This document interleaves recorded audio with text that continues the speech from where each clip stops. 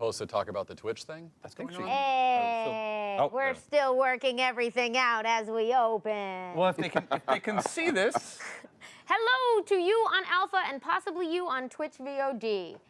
We are working out some technical difficulties right now, so you should be able to watch me right now on Alpha or from the future on Twitch. Either way, I'm Amy Dallen, and welcome to the potential false start of the Wednesday Club. Yay! We brought a very exciting guest to see our Taliesin Jaffe's here. Reliable operation. But although this one might actually be on Twitch and not on us. Crew, I love you, and you're working very hard.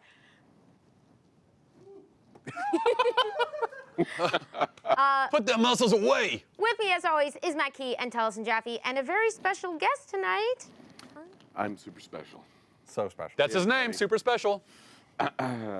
But in your civilian identity, when you're not like who are you and where would they know you from? Oh, my name's Pat Rothfuss, international. No, wait. I've got my new best bio line ever. I am two-time fantasy author Patrick Rothfuss. Yep. Soon to be 3. I don't know about that. I didn't mean to put you on the spot, man. But yes, two-time fantasy author Patrick Rothfuss. I also do some charity stuff, and I'm here sort of in my capacity of other stuff because I am currently working on a Rick and Morty D&D crossover. Yeah. I have in no way been That's hearing about this and have much excitement about it. Nope, not at all. So tonight we're going to talk about a little bit about the projects that you have coming up, a little bit about some comics you might like, and then I was hoping to get a little insight from you as you're doing this process, as someone who knows a little bit about their writing, what it's like hopping mediums in this particular way. Boy, yeah, I can talk about that. I know you're doing such a good job at vamping. I know, I'm not sure when to expect that our Twitch problems might be resolved. But if it's all right with you, Matt, we might pass on straight to a bit of current events-related business that we have for tonight's show. So last week, it was found that Steve Ditko had passed away at the age of 90, and we will be visiting that. We'll do an episode, I think, after Comic-Con sometime on him. His work, his contributions to everything, but we thought it would be important to at least acknowledge that on our show. I'm excited to put together a reading list. Actually, it's going to. He is a fascinating. You all will remember his name. We've mentioned him in the past as the co-creator of Spider-Man and pretty much the creator of Doctor Strange. I dare say 92% of Doctor Strange is all out of his head. Like at least its original inception. Like the story is that even like he went to Stanley and was like, yeah, I want to do like a sorcerer for the Marvel, like what we're doing for this whole Marvel thing now. Like and Stanley was like, great, we'll give him 6 pages at the end of Strange Tales. And then it killed. Like the Strange Tales 110 was his premiere. Strange Tales 111, if I remember correctly, didn't have any Doctor Strange because it was still male correspondence in those days. Oh. So they didn't know if the comic had worked. Yeah. But they got so many college students who were all like, oh, we are all about that kooky sorcerer. And they were like, cool, so Strange Tales 112, if I remember correctly, is where Baron Mordo starts coming in. Like, I love that even when you're solemn and mournful, your Stan Lee is just so vivacious and filled with. Stan Lee is only ever vivacious. I know. And filled with vigor. Like, there's no way to do, like, there's no calm way to do a Stan Lee. Hello, Excelsior! I'm so sad. I think about his cameos in the movies, and I hear your voice instead of his now. It's just. I've done it. It's like an alt track on the DVD. Or I've done it. But I will be honest. Like last Friday was like it was pretty rough. Like just we're always honest and vulnerable with our audience, and like I just sat at my desk and cried for like a good 20 minutes, and went home, and Brittany comforted me, my lovely wife Brittany, and. Yeah, so I'm excited to do that episode in the future. I loved what Neil Gaiman had to say in his tribute, which was something along the lines of, I know I'm different because he was here. And it's certainly, like, it's the case for all of us, but it's a huge case for me, yeah. And like, I was talking with my lovely wife take a drink of water, stay hydrated. It's kind of a kids." drinking game. I Love heard your wife, about Brittany. it. She's wonderful. And but I was at home and like was just like still kind of a mess, and I was like, I just feel so stupid because I never met him. For all I know, he was like the world's biggest screaming asshole. Like I don't know. You don't like know. I don't know. I never met the guy. He seems like he was probably a nice guy, just like very reclusive and kept to himself. But that doesn't make him a jerk. It just he's socially awkward and doesn't want to be in the public eye. That's fine. Yeah. And I was like, I just feel so stupid that I'm mourning the loss of someone who has essentially been like removed from the industry for so long. I mean, certainly since I think probably Squirrel Girl was some of the last, like creating Squirrel Girl in that Marvel 2-in-1 in the early 90s, I think was his last work. Yeah, the annual, I think. So it's like he created my favorite character, my wife's favorite character. And she was like, yeah, but you don't have to know him because you know his creations. And knowing his creations is probably better than knowing him because that is him. His creation is so much a bearing of his soul. And I was like, I just like burst into even more tears. I was like, you're so right. You're so smart. And I think it was my friend Juliet who, on a previous round of sort of difficult passages, she said something along the lines of, we don't cry because we knew them, we cried because they helped us know ourselves. Yeah. Yeah. For me, it was Robin Williams. Oh, you know? And Marisha too. I was in the airport somewhere, and the news came through, and of course, like, and I think a lot about the relationship between like a creator and the people, because like, I'm so glad that I came to it late in life, because like, straight up, like I am a geeky fan of Neil Gaiman. I read his stuff, loved his stuff, changed my life, changed the way I thought about stories. And then I got to meet him. And now we are, see, it sounds weird to say the sentence even, we are colleagues of a sort. You know, like I can't even really admit to like being a colleague with Neil Gaiman. You've seen your books in stores, right? Yeah, but even so, it's like, well, there's Neil Gaiman. And see, this is the thing. I think everyone is a geek, and not just a fan of, not just you like them. Everyone's a geek for someone. And you can kind of never get over that. Nope. Because, like, at this point, Neil and I have hung out, and it's okay. And I joke about it in public. I try to be honest with the fact that, like, when I am around Neil Gaiman, it used to be like 95% of my brain was actively devoted to not freaking out. And that leaves very little left to just like talk and be a human being. There's the picture of the first time I ever met him, and like it's a bunch of newbie writers, and he had stopped by out of the goodness of his heart to this little con. It's me, it's Nnedi Okorafor, it's Jim Hines, this little first time convention. That's quite a class. And well, but we were all like little baby writers, and everyone is like beaming these 1,000-watt smiles, and I'm like right next to Neil Gaiman, and I look like this. Prove like, yourself to me. because every part, it's like, don't freak out, don't fuck this up, don't fuck this up, and everyone else is just enjoying themselves, and I am trying so hard to keep my shit in line. But, and now it's gotten to the point where it's only like maybe 70% of I can actually talk to him, I can hang out, like, but I'm never, now I'm getting to know the real person, but it's so hard to stop knowing this fake person.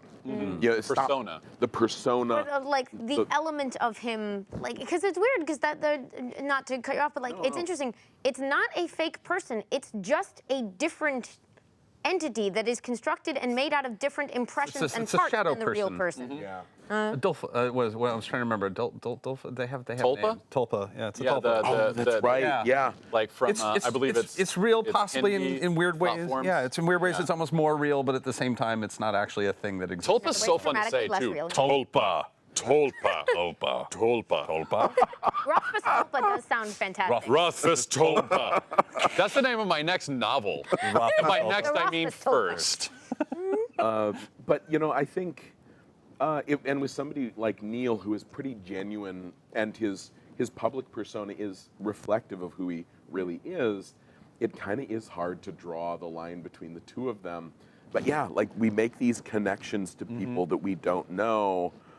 But yeah, I sat in the airport for Robin Williams and I just like cried. And I'm like, and I thought the same thing. I'm like, what is wrong with me? This is dumb. This is dumb. As opposed to like Gene Wilder, who I loved, but I saw the news, I went on Wikipedia, and I went, I think he hit like 88? Yeah. And I went. And then he went backwards in time. And then I went, good job, Gene Wilder. Like, Yeah. If I make it to 88, I will be very lucky, and I will not do a tenth of what you have done. You know, we found out, because he died while we were at Burning Man that year. I think that was 2016 when we just lost everyone. We found out, because there's this thing at Burning Man called the Temple where people go to celebrate like and mourn and all this other stuff. And we went in and there were pictures of Gene Wilder. And we were like, well, that's rude. Like, he's not dead. And then we started hearing other people say it. We're like, oh no. And like, we just went back to our camp and just like all kind of hung out and cried a little bit. Like, oh my God, we lost Gene Wilder. Were we at Burning Man? Oh God. So. To be fair, he was riding a very dangerous art car at the time. Sorry. I have to. This week's episode brought to you by I love that this is our alpha exclusive content. It's like this is all making a strangely appropriate segue to one upcoming project that we had planned to talk about. Whether this episode is brought to you by death or whether it's about your feelings about Neil Gaiman, we all discovered, to our collective delight, right after our long-awaited Sandman episode, we woke up the next morning to find a very exciting announcement from DC Comics that we're going to assume we made happen with the sheer force of our decision to talk about Sandman. You worked very fast. But by the next morning, it had been announced that there is a new edition of Sandman coming out, a 30th anniversary set of paperbacks with some new introductions. Yeah, that was a weird email to get. Like, hey, would you like to write an introduction to one of the Sandman trade paperbacks? Yeah, there it is. Isn't it beautiful? So you're doing the very first one? I picked. They let me pick. Like, somebody had also. I don't know if they've announced his participation, so I can't say. But somebody had landed hard on one of them, but all the rest were open. And I'm like, if I'm gonna talk about any, I gotta do the first one because I felt like it gave me the ability to talk about the series as a whole. Nice. Because I was gonna cheat, because like there's a few other things I need to touch on. But then, and I was like, I know better. I know this is gonna be hard, but I'm like, I can just gush about Sandman, right? And then I sit down, and the first thing is like, who the fuck am I? You know, like that's like just like a red flashing, like, who the fuck am I? I actually started one of the versions of the introduction, like, who the fuck am I to be writing an introduction to this book?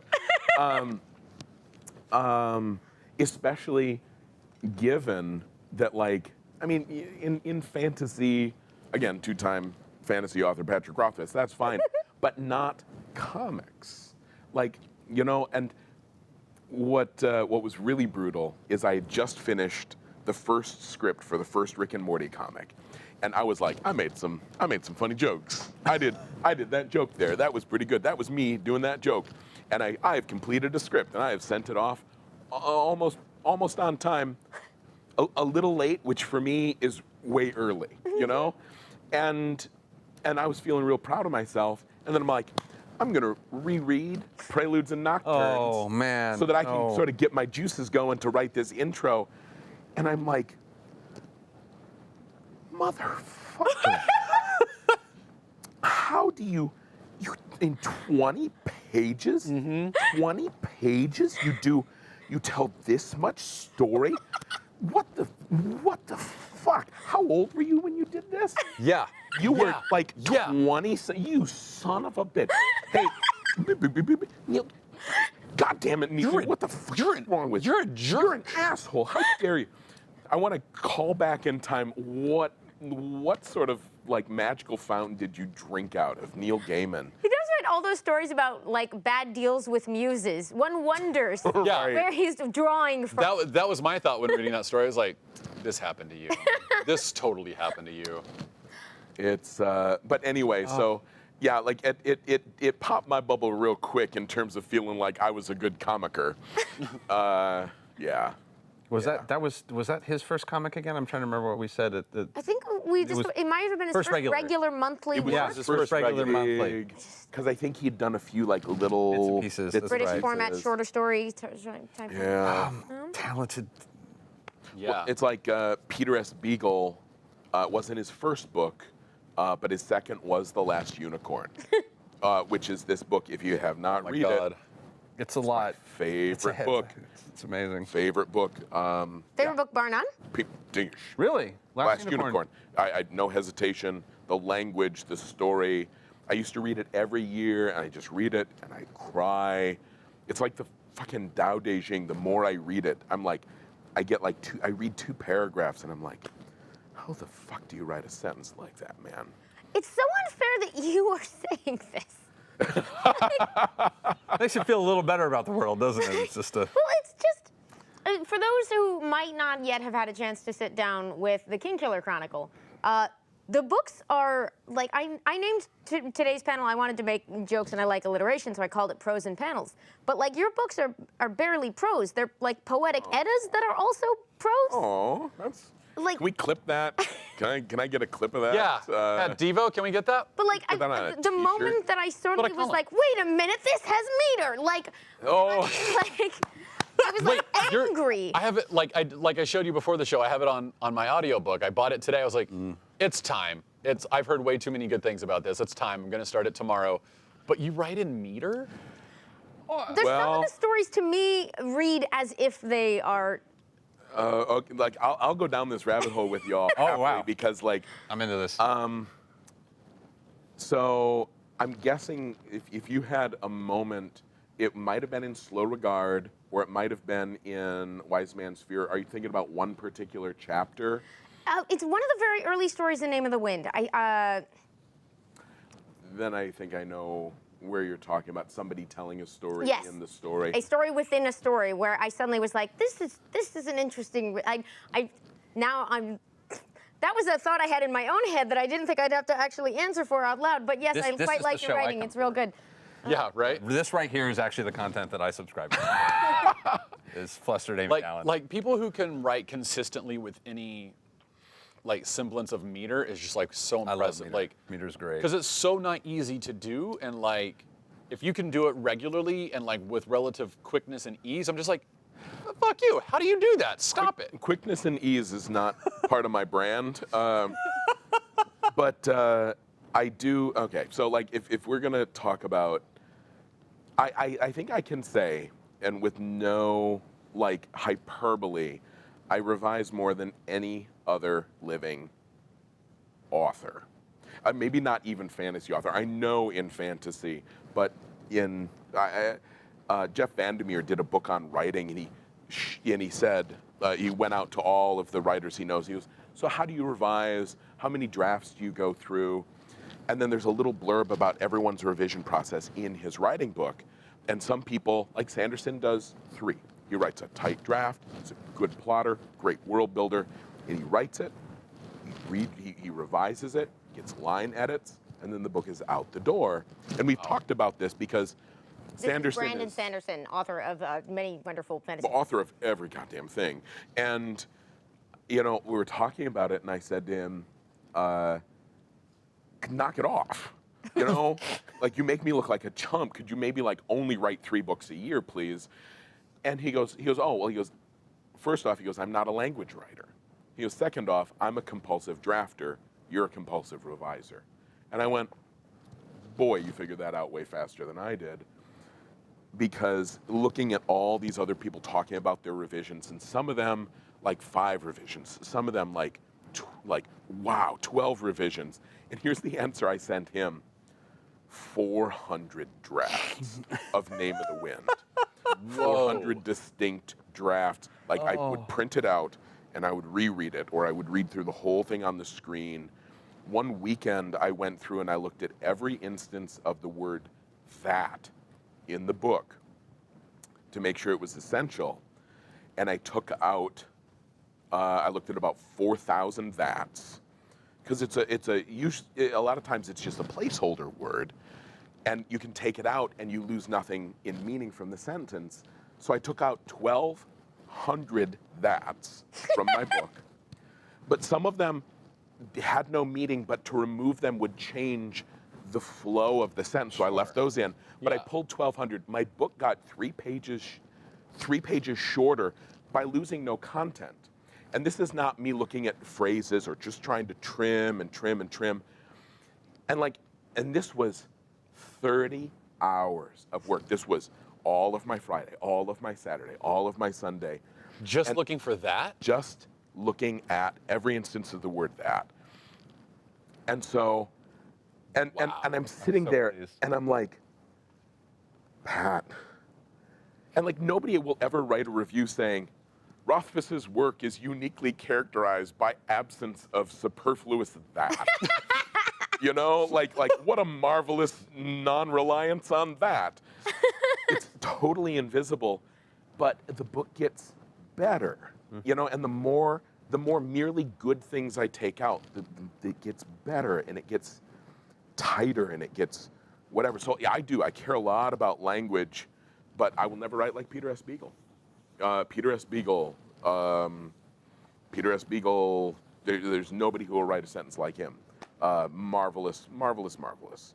And Gaiman's one of those too. He's a language writer. Yeah. So how did you come to the comics side? Was he one of your first comics readers, or like what's your history with comics, if you don't mind? You have a standard question for this though. What got you into comics? Yeah, there we are. I just love hearing it. There's no wrong answer. Oh, that's not mine. Except for I still hate comics and will always hate comics. Storm off stage. That would be we would chase you. Don't Flip worry. the table over. Pictures. This table would actually would like fold in half like a taco. This is not a structurally The sound claws table. come out. Yeah. You know, it's interesting because we've talked about Doctor Strange. My first exposure was my public library just had a box of loose single-issue comics. Oh. God bless libraries. You know, but mostly it was picture books until my mom got so tired of trying to like checking out 60 picture books, and I'd read them in a day, and I want to go back to the library. She eventually shoehorned me into chapter books, and then that's what I read. But there was also just this, and literally a cardboard box where the comics were thrown. There was no sorting. There was no nothing. It was not a long box, mind you. It was just a short box. This is like No, I think it's a cardboard box. Oh, just a cardboard box. No, this Fine is press. the library equivalent of just finding that lone strawberry plant out in the woods, and you're just like, they're a little small, but they're they're just here. They're just here. And so I was like, oh, okay. And I read Green Lantern and I read Doctor Strange in no order, because there's no order. And like eventually these comics would get destroyed, and I'm sure they just threw them out. There was no curation. It was just like, some kids like comics, maybe like, I don't know, here in this box. Look in the box if you want this. So I read some of those. It was the old Green Lantern, the old Doctor Strange. And then I left it behind and I never went back. And here this is the confession time, folks. I read about a novel a day, all like pretty much starting when I was 10, all the way through high school, maybe 2 if they were short. I lived out in the country. I didn't go outside very much. And so a couple of thousand fantasy novels. Go to college, I read Chaucer, I read Shakespeare, I read poetry, I read, you know, I start getting this, you know, this exposure to these other things. And in my head, it's not that I avoid comics, it's that I never even think of them. And when I do think of them, what I think of them is, well, that's kind of silly bullshit for kids, right? And I'll cop to this. And then I went to a party, a big weekend-long party, and I sat. You know, everyone's running around and everyone's drunk, and I'm a little tuckered out, so I sit down, and there's a copy of Dark Knight Returns. And I'm like, And I start, and I read it straight through for like 2 hours, and then I get up and I go around, and I'm like, whose is this? whose is this? You're like grabbing them by the scruff of their neck. Let's Is look this at your this. comic? Who brought it? And they're like, it's Brad. I'm like, oh yeah, that's right. He's the comic guy. But like everybody has a problem, right? And I'm like, and so we didn't. I never held it against Brad that he read comics. It's like everybody has something stupid they do with their lives, and then I'm like, and I went up to it, and I was kind of, I'm like, is it all like this? And he goes, is what all like this? Oh, he knew. And I'm like, is it all like this? And he goes, no. He goes, but some of it is close. And then he gave me Watchmen, and I read Watchmen, and then I read Sandman. Oh. And Sandman was just like, the first issue, that first trade paperback was like good, and it was tight, and there was some plot, some vengeance, and dissent, and cleverness, and world building, and character. I was like, nothing earth-shattering, but very well executed. Then another one, I'm like, oh, different story, Chris, cool. Third one, and then it was like, oh, I'm in the Renaissance. Hold on. Shakespeare is in this as a character? Hold on, now I'm in Africa, and I'm reading a story where somebody's telling a story about a story. I go, well, okay, maybe this is just more like a loose connection of and then I kept reading, and I went, oh my God, this isn't just a bunch, like, who does this? Who is this mad genius? Who tells a story that it's like, oh, this is all nice and everything, but what? No, it's aiming, and then it closes off into this ending, and I'm like, son of a bitch. Like, It is as if a new dimension arises around you that you don't realize you've been going in Z space until the end, where you're like, oh, there's an architecture all around me now. Intense architecture. well, and suddenly it's like you can have, and nowadays I think we can take it for granted because American Gods is a novel. We have urban fantasy as a extant, prolific genre. But then it's like I read this comic and I'm like, hold on, Odin's here, and there's an angel, and there's Lucifer, and Shakespeare's putting on Midsummer Night's Dream as a play for Oberon and Titania. What? You can do this? You can do this? And it was such a good issue. just So good. shattering. It was just shattering, because up until that point, I had read every trash fantasy paperback that I would get my hands on, and I just ate it like with no discernment, with like no taste. It's like just like shoveling it into my greedy maw. Chocolate is delicious. I will eat all of it. I will eat every, and then suddenly I'm like, I read Chaucer, who, if you can get past it, is like the most masterful language ever. And then Shakespeare, little more accessible and brilliant. And I'm like, A great pop masterpiece. yeah, right. And then suddenly to read this, I'm like, this is more complex. This draws on more mythology, more history. It's wild and wondrous and beautiful and strange, and whose brain works like that? Neil fucking Gaiman's brain works like that. So yeah, that's why I have trouble just standing in the same room as him and not having a huge spasm. So I think you just wrote your introduction. If you haven't written it yet, we can just go back on the VOD. We can have it transcribed for you. We have software that'll just auto-transcribe it even. It's just so you know what you're in for, folks. It's kind of a lot of that. When you read the intro, that's the general flavor and tone. It's like, OMG, Neil Gaiman, heart, smiley face, thumbs up. Is it like the sparkly heart or just a normal heart? How many eggplants? Sparkly, pulsing heart. See, I hope I haven't implied something with that. I am an Watch old. out for the eggplants. Yeah, the Yeah, eggplant. yeah, that's the weird one. Okay. Save them for moments of intentionality. Yeah, it's. I like that your comic book origin story. It kind of mirrors. There was a generational thing, and it's nice to have somebody of my generation on the But it's also, it's nice to have someone to sort of cop to it. Like, that is information you received about what comics were. Yep. Because nobody wakes up in the middle of the woods and goes, I wonder if comics are amazing. Why would they? Like, It's you. I love that. Unless you have, in which case, please tweet us. That's a fairy tale I would read. Yeah. The taste for like, I want something, I can't describe it. It would have words and pictures. Is it like orphaned Moppets living in a tent like Huck Finn style, or is it like an old prospector who just wakes up one morning with a giant beard, going like, I think I want to try and read some comics. Let's go for that. We're gonna go down. I would like that. I wonder if them there comics is good. I'm gonna go get him. You like here, sir? he This gets is the Dark Knight Popeye. You're Returns. going to love him. Oh, I love a good Popeye.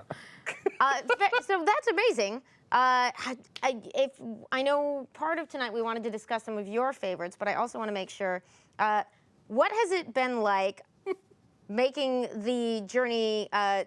So tell us about Rick and Morty and Dungeons and Dragons. I have heard A real sentence I get to rumblings say? of this, and I've been excited by this notion for a little while now. As everyone out there knows, I write super fast, and so picking up an extra project is just not a big deal for I me. assume you had this written before they called. Yeah, Like it was already. Oh, done. they found your fanfic my and were elaborate like, please. Reddit fan fiction. Your elaborate D&D Rick and Morty fanfic. Yeah. Your copy pasta. Yeah. But I get offered a lot of things these days. Yeah, there's. Oh, there's God. Oh my God. Thank you, Zach. Sorry, I load things up and then I forget they're there. It's my job to say no to things now. People come and they say, "Hey, do you want to X?" And I'm like, I should work on book 3, you know. And it's like I've turned down a lot of stuff, and then this one, and I'm like, I love Rick and Morty. I love D&D, and I'm like, there's probably I am the right person for this. Because I love them, but I will not be too gentle with them, because I have been with D&D since the 5th grade, and I can show all the wrinkles. It's like real love loves all parts, even the bad parts, and we can mock with some love. Occasionally, especially the bad parts. Oh yes, oh yes. Really- And I love that he's in a gelatinous. so you gotta have the gelatinous cube. So good. This is the upcoming cover for issue 1, which will be out, I think, at the end of August. Yeah. I am excited. And now I wasn't a total rookie. I've done a few comic projects. Like I did a little 6-pager for Rat Queens when it rebooted with my friend Nate Taylor. I did a 40-page comic again with Nate Taylor as a part of the Numenera video game. Ooh, there's a video game? I did not know this. It came out, well, it kickstarted ages ago. I wrote a companion character, and then I agreed to do a comic with Nate. They said, ooh, can you do a novella introducing your character? And I'm like, if I write a novella for you, the world will burn. Like everyone will be so angry, because that's writing that could have gone into a different project. I go, but I could do a comic, because comics have less words, so that's way easier, right? Right. Yeah, that's how it works. That look. And so Nate stuck with me through that excruciating process where I figured out, no, it's not easier. Also, having a character without someone to talk to for 8 pages of the comic and showing all of their emotion and motivation merely through gesture and expression, he deserves a medal in a fruit basket for not straight up murdering me. But that comic turned out cool, and I sort of knocked the rough edges off. So I knew what I was getting into, but there's no way I would have agreed to do it because they brought in Jim Zub. A wonderful human. And Jim, if you're for some reason watching this, please come visit us. You're very nice, and we'd love to meet you on the Wednesday. And so when I write a script, it kind of looks like a play. And I go, Jerry, angrily, and then his dialogue. Morty, rolling his eyes, whatever. But comics don't work like that.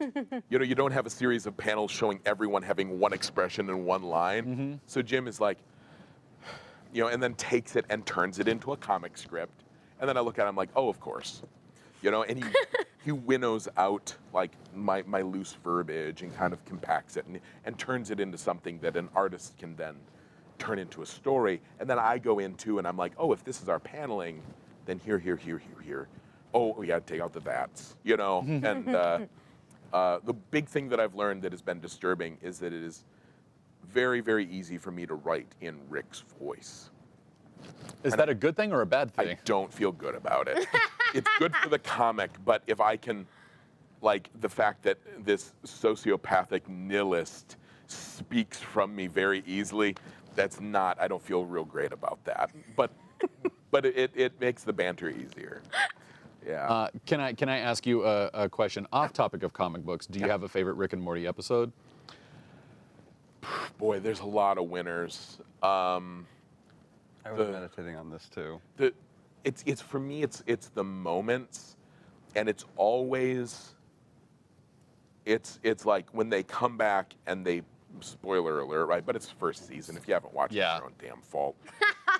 Go watch it. It's genius. Like when they're burying their doubles' bodies in the backyard, that first season, early on, in the first couple of episodes, and you see, and Morty is like, just doing it, and he's just, and the music is playing, and then later in that season, when he goes upstairs and talks to Summer, So that's one of my favorite episodes. he's like, that payoff. nothing matters, nothing is important, nobody is anywhere for a reason. Come downstairs and watch TV, you know, and like with your family, and I'm like, it's this beautiful moment. That's what makes Rick and Morty beautiful for me, and that's why I agreed to do this project, because I didn't want it to be somebody who got in there and is like, dick jokes. well, and here's my pitch document, because they're like, write a pitch document. I'm like, well, I better look that up. And then I said, everyone thinks D&D is about killing monsters and getting treasure, and it's not. It's about storytelling, and it's about character, and it's about being someone that you're not, briefly. And everyone thinks Rick and Morty is a bunch of like cool, crazy, ultra-violent sci-fi adventures with irreverent humor. Yeah, it's like part jokes in space. And it's not. Rick and Morty is the story of a bunch of broken people desperately trying to love each other. And so I'm like, I don't want somebody else getting in there and being like, ha ha ha, owlbear, ha ha ha, fart joke, Rick and Morty. I'm like, I want to come in here, and I told him, I go, I'm a nightmare to work with, and I'm going to be late with everything, and I'm a perfectionist, and you will hate me by the end of this. There are other people who are faster and better and cheaper and more reliable. I go, and they're like, we really do want to work with you. I'm like, okay, but I am going to write this, and I'm going to break your heart. I am only in here because I want to make people cry with this comic. And oh my God, I love you for that so much. And they're like, okay. And I'm like, I want that. Write it in blood. It's like, so yeah. Sorry, I got a little riled up there. No, but like Who is your editor on this? It's probably a team. There's you're coordinating between multiple companies. A big team. And see, that's the other thing. That's part of the reason I jumped in, because as a writer, I am like the Iron Duke. Like, I am an absolute tyrannical overlord over all that I create. But here, I've got a co-writer, a collaborator illustrator, several execs, and 2 different IP holders who have the ability to say, oh, no. And so I'm like, this will be healthy for me. This will be really healthy for me. Playing to with be other told that people's you toys. can't do that. To have somebody say, no. And I'm like, what do you mean? You can't tell me no. Oh, yeah, actually, yeah, you can tell me. Oh, actually, no, it's your job to tell me no. It's fascinating playing with other people's toys. Yeah. You have to make sure that you're playing with them correctly and you're not breaking the transformer, so to speak. And it's really healthy for me, because if you're too much in charge, and if you tend to like a little control, and if you tend to have those tendencies and they're indulged too much, then eventually you become a Donald Trump. And I'm sorry, should I not get political on here? And so I'm like, let's force me out of my comfort zone. Let's learn if I can collaborate in this setting, and it's been good for me. It's been good for me. Although, guys, everyone at IDW, everyone at Oni, everyone I work with, God, I'm so sorry you're having to deal with me. I'm a nightmare. I am a nightmare to work with. you are very on brand for both Dungeons and Dragons and Rick and Morty at this point. This is exactly the kind of content that I was excited for. Yeah. Yeah, I'm trying to think of like the one episode like that like where I was teary-eyed by the end of it. Oh yeah. And that's when like the second a show does that or like reveals a truth to me that I was not expecting. Yeah. Like, because South Park has done that multiple times with me, but they didn't start doing that until around season 5 or 6, and I was just like, oh, this show's amazing. Like, I've always thought this show was funny, but this show's amazing because you made me And Rick and Morty think and feel something more than just like, haha, farts are hilarious. Farts are always going to They be are. funny. They're- There's they're- nothing not funny about a fart. But like, if Rick and Morty can do that and then make you cry because, you know, Rick had to leave a planet, you know, that he was in love with, you know, like the sentient planet, I think was that episode, or like. I'm a big I identify way too hard with the two kids. That's definitely where I find myself is Summer and Morty, or Summer possibly I really just the that weird it's that same archetype from Ghost World of just smart enough to know that you're better than this, but not smart enough to know how to get out of it. Oh, that's such a precise and perfect. I spent a long time Call of thinking Ghost about World. Ghost World because I Yeah. love Ghost World, and the tragedy of it is specifically the one person who has figured out in that town that they're living in a cage, but has no idea what How to to do get out about of it, yeah. And it's just the tragedy of just being stuck in that position and really just constantly that push and pull. I love Ghost World. We'll have to do a Ghost We World. haven't done Yeah. Ghost World. We have not Oh. done Ghost World.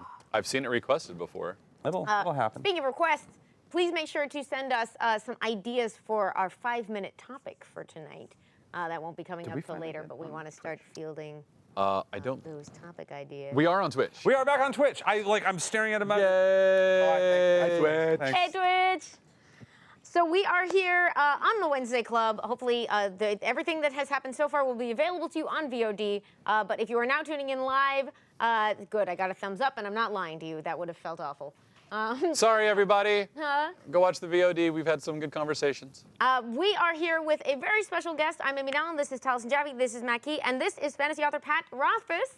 Two-time fan. Two-time fantasy author Patrick Rothfuss. So you're.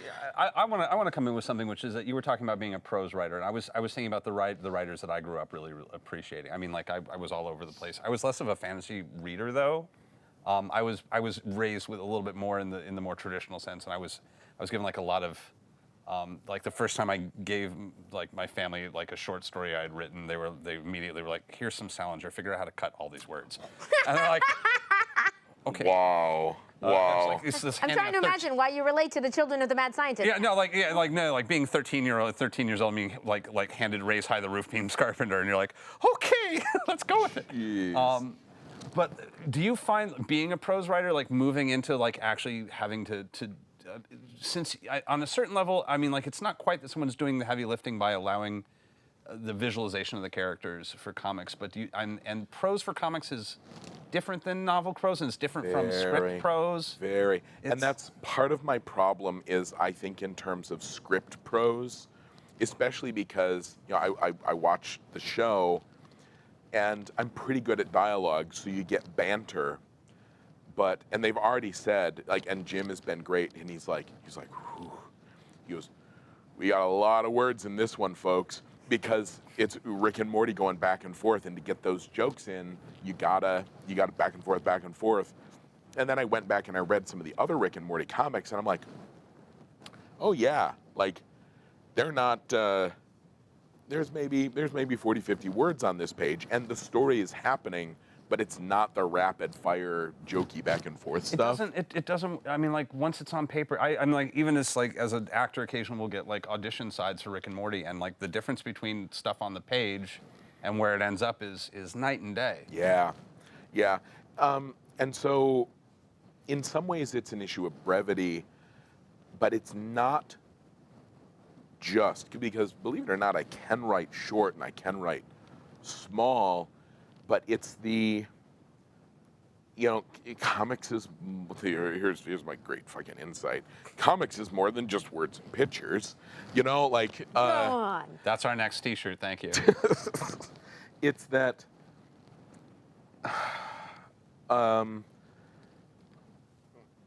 I'm assuming you guys talk about Scott McCloud's Understanding Comics. We did it literally. Every We did day. a whole. I mean, we were talking about There can never be too much talk about Scott return to it. McCloud's. Yeah. we did a It's those comics frozen 101. moments in time. It's these weird beats. It's like a drum beat of story. Yep.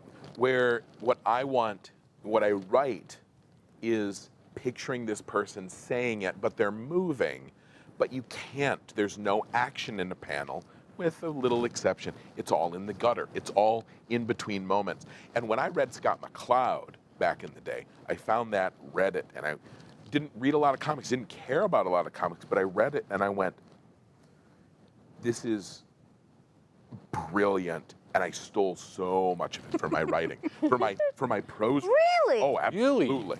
Absolutely. Can you think of an example in terms of that particular philosophy or adaptation? Well, honestly, the way when he talks about there's the chapter "Blood in the Gutter," and he talks about the 6 different types of panel-to-panel transitions. There's action to action, moment to moment, scene to scene, setting to setting. I'm leaving out one, and then there's the non sequitur. Yeah. Moving like in a different direction, and non sequitur doesn't come up in Western comics very much.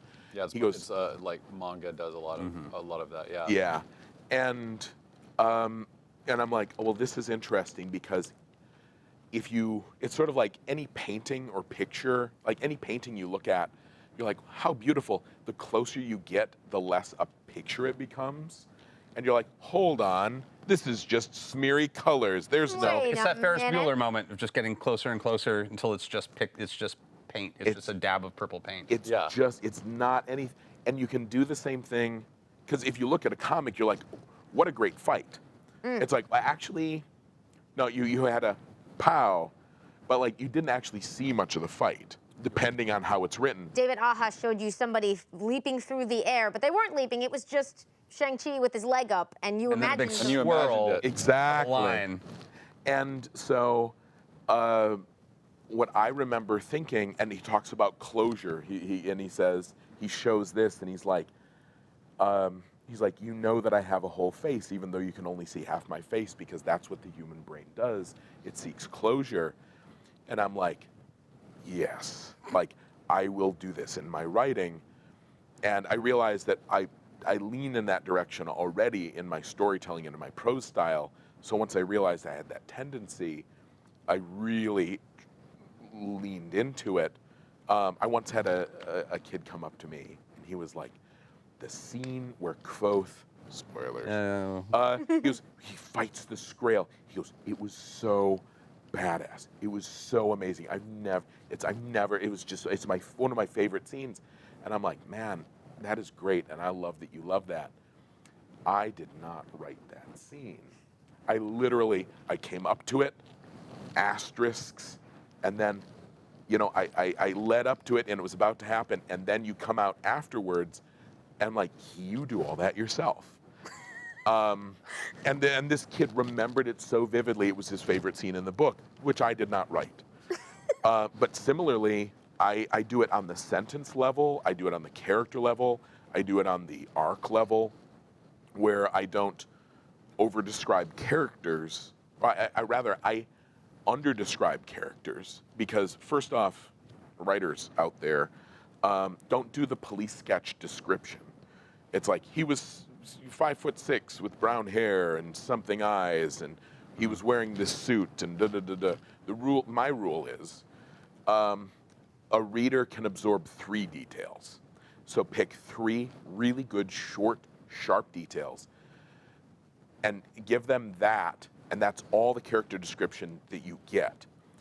And then, because the reader's already gonna make a bunch of shit up themselves, so make them work for you. And so I deliberately construct my stories that way. Like, if we ask, like, what do you know about Fella? Everyone knows she's beautiful, but she is in no way described. So everyone builds this beautiful, to them, woman in their head. And it's like, I did not have to do that heavy lifting. All I had to do was sort of set the stage for you to come in and put that together.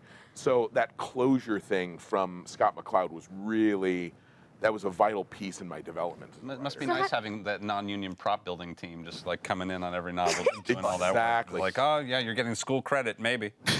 Now you're adapting it to a medium where literally what a character looks like will be completely established, but the readers won't know anything about their mind that you don't tell them. Yeah. Like, Tragedy of film, man. It is the tragedy of film. It's the non-subjectivity of it, which it's tricky. It's tricky because most writers are very explicit, and I am very deliberately implicit in my writing. And if you've never noticed this, great, because it's not something you're supposed to go, wow, how marvelously implicit Rothfuss is writing. He doesn't say that very often. Yeah, exactly. amazing. But the truth is, that. I remember getting into a fight about, anybody read Zelazny's Chronicles of Amber? I'm sorry to say I have not. One of the cornerstones of the genre. Everybody pick up that trilogy.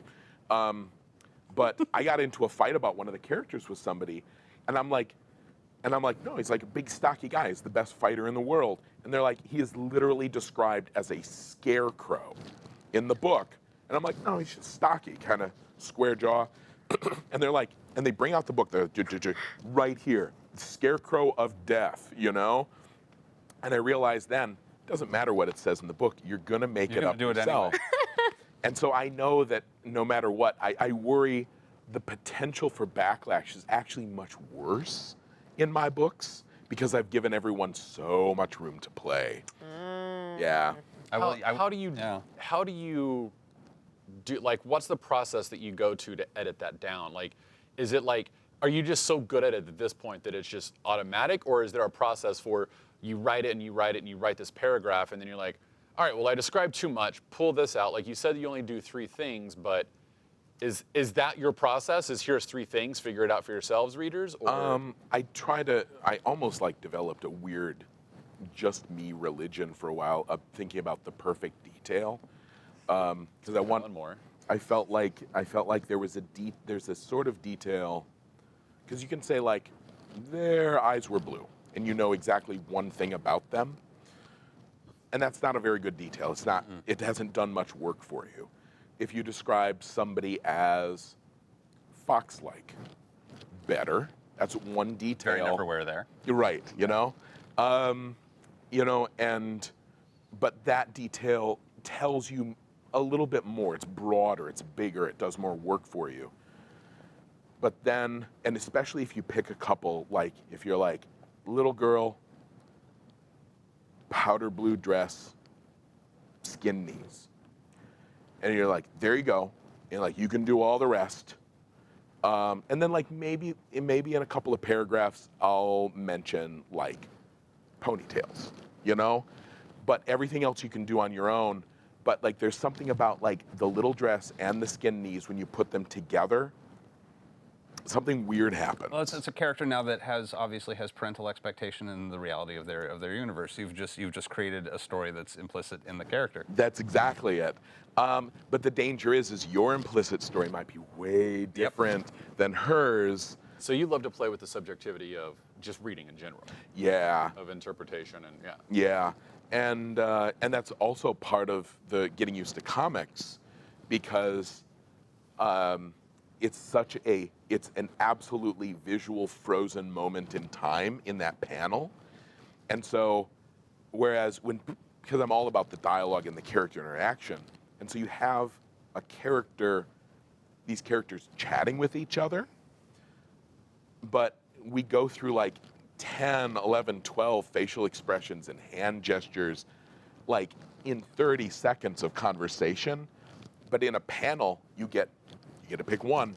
What's the one thing? And so if you're putting multiple lines of dialogue, it's driving me nuts, because what the facial expression that is right for this line is not right for this line. And I'm trying to get over that, but I think ultimately what I need to do, I need to write less dialogue or find some other way around it. But I'm not on top of it yet in terms of a medium. Will you come visit us like once a year as you write more comics and be like, here's what we're This doing shit's now. easy now, God. I actually am doing one with Nate Taylor again, because we did, I don't know if you've ever seen The Adventures of Princess and Mr. Whiffle. It's I have not, I'm sorry to oh, I say. should have sent some copies to you guys. I'll mail some off. But it's a Oh, please, no. Okay. it's a not for children picture book, and so he did the pictures, and it looks like a kid's book, and it's a little girl. She's a princess. She has a teddy bear. And I'm very proud of it. But that's just a picture book. But now we're getting together, and we're gonna do. God, have I not announced this yet? Exclusive, everyone. Hi, Internet. Get ready with your Google fingers. We're going. Me and Nate have been for years in Wise Man's Fear. There's the story of the boy that loved the moon, and I wrote the whole story, and then I took pieces of it and I gave it to Hespa the mercenary, and then I kind of dumbed down the language because she's just remembering parts of it, and then she told pieces of it around the fire, but I have the whole story, and I've wanted to do it with Nate as a comic for a long time, and so, I think we're probably going to kickstart that. And so, like, Nate has sort of like sketched out some stuff, and we're doing some character design. And the last Kickstarter we did was successful enough that I can say to Nate, okay, I know you have to do this work to like pay your rent and everything, but it's like, I can write you a check now, come over here, let's work on this together. And once we get it to a certain point, we're going to Kickstarter it, and we're going to split it. And then Nate gets to like not have to scramble as a freelance illustrator, which is a hard life. Yeah. And all my people out there get to read a Kingkiller comic with a story that you haven't seen the entirety of. So That's is in no way really cool. exciting. That's, yeah, no, I love you, Amy. Do you mind would you mind taking a couple writing questions from chat? Absolutely. Question from Lo Seal. Maybe I'm pronouncing that right. Lucili.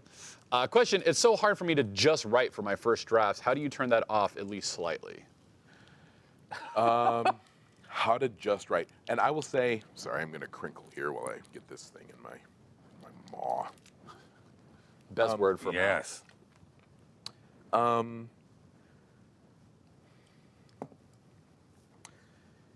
have the same problem. I'm good at revising, and if I was better at just like slapping down any damn thing for a draft, then I could go in and fix it and do what I'm really good at. But it's the 0 to 1 that is so hard for me to spin that up. Traditionally, authors do this, I think, by drinking. Yeah. I do not recommend that. No. Chief, if you could just pop a note up in the corner. Say- Because the important part of that was I do not I recommend don't that. recommend that at all. It's part of the author mythos, like, oh, of course we all drink whiskey and we're miserable and that's where our art comes from. Absolutely not. It's not where the art comes from. It's where that first page. My grandfather, who to be fair drank way too much, raging alcoholic, but he did have the notion that he's like if you put down a page of shit every day, at least you got a page out. And it's the way to think. It's eating the elephant. It's like, how do you eat an elephant? A little bit at a time.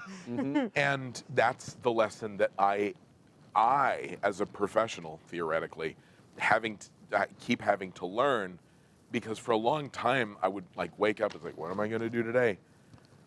Well, I can't write book 3. Book 3 is so huge. I can't write book 3 today, but I can do an email. It's like I can do these other things. I can do the dishes, but I can't write book 3.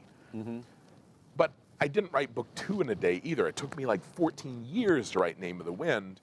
The thing is to go in, and if you write 100 words and 75 of them are crap, congratulations, like 25 good words. That's a great Pretty thing. solid.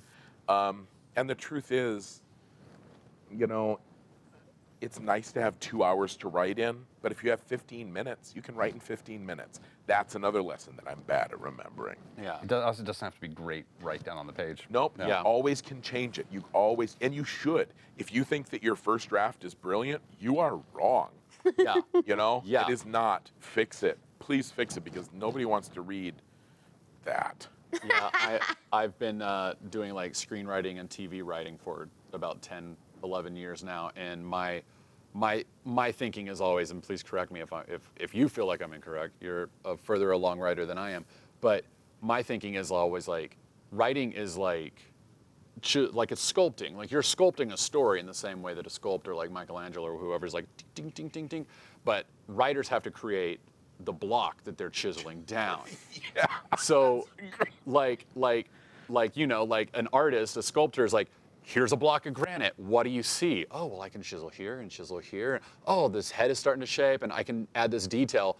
But writers don't have that. Writers are, where's my granite? You got to write that block. I've got to write my that block of granite. Then you look at the block of granite and go, that is a shitty block of granite. All right, let's start chiseling away. And that's the way I've started approaching it. Also, another secret that I use, my first draft is always on paper. Ooh. Because fuck that. Nah. Because like this can be like, throw it away.